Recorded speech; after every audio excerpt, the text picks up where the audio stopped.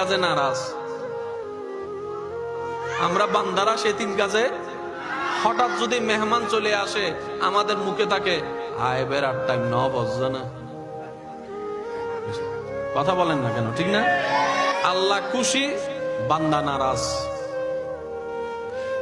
কারো ঘরে যদি কন্যা সন্তান হয়, অনেক মানুষের মুখের মধ্যে আর লাগাম দেওয়া যায় না, বারবার বলতে থাকে যে এই ফেটের মধ্যে মনে হয় ছেলে হবে না, সব মেয়ে হবে, মেয়ে হবে, হাজার রকমের কথা।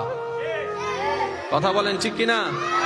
আরেকটা হলো বৃষ্টি, সব রেডি টেডি হয়ে বের হওয়ার জন্য প্রস্তুতি নিলেন, এমন সময় আচম্বিক বৃষ্টি। আপনার আমার আকাশের দিকে তাকায় একটা কথা বলি, আয় বেরার টাইম না হবে। কথা বলেন ঠিক কিনা? তাহলে আজকে থেকে অন্তত এই 3টা বিষয়ে আমরা আলহামদুলিল্লাহ বলে খুশি থাকার চেষ্টা করব। সবাই বলি ইনশাআল্লাহ। কারো যদি দেখেন যে ঘরে মেহমান এসেছে, প্রথম কথা বাজার থাক না থাক, আপনি প্রথমেই বলবেন আলহামদুলিল্লাহ।